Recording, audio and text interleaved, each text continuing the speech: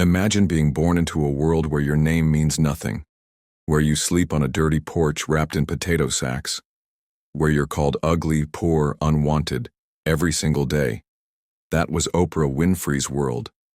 A child of poverty, a victim of abuse, rejected, broken, forgotten, and yet, that same girl would one day sit across from U.S. presidents, become the most powerful woman in American media, and touch the lives of hundreds of millions around the globe. How did she survive? How did she rise? This is the true story of Oprah Winfrey. From nothing to everything. Oprah Gail Winfrey was born in 1954 in rural Mississippi. Her mother, Vernita, was just a teenager, and her father wasn't around. She was raised by her grandmother, Hattie Mae, in a wooden shack with no running water. "We were so poor, we used potato sacks as dresses," Oprah recalled. "I didn't even know what shoes were until I was 6. Despite the harsh life, little Oprah was bright. She learned to read at 2.5. By 3, she was reciting Bible verses in church like a preacher. But safety didn't last.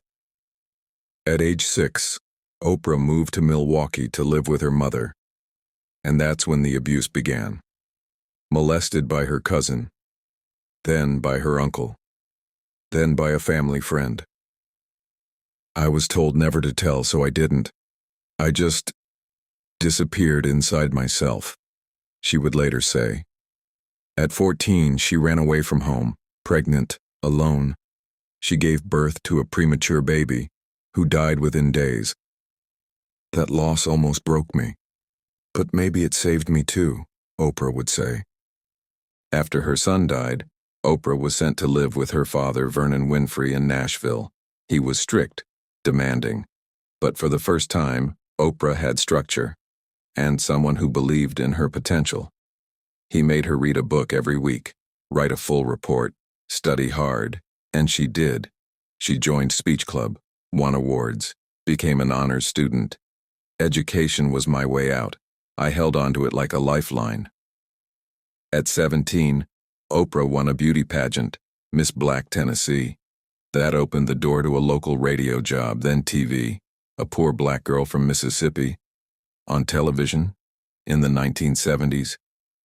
I didn't look like Barbara Walters. I didn't sound like anyone else. But I had something they didn't, my truth. Oprah started her career in television as a news anchor, but it didn't go as planned. She was too emotional, too honest, too raw. The station didn't like that. They said, "You're just not anchor material." She was devastated. I cried in the bathroom that day. I thought I had failed, again.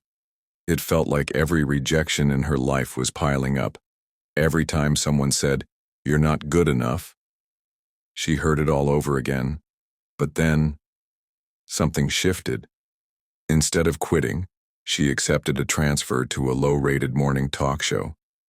A last chance, really. And suddenly, people connected with her. They didn't want a perfect newsreader. They wanted someone real, someone who felt human. In 1984, Oprah moved to Chicago to host AM Chicago, a struggling talk show with terrible ratings. Within months, everything changed. The audience exploded. People tuned in by the millions. She wasn't acting. She wasn't performing. I wasn't trying to be someone else. I was just being me. Her honesty, her warmth, it was electric. She brought humanity to TV. And in 1986, her show was renamed The Oprah Winfrey Show. It became the highest-rated talk show in television history. But Oprah didn't just entertain. She opened conversations no one else would touch. Abuse, addiction, racism, shame, forgiveness.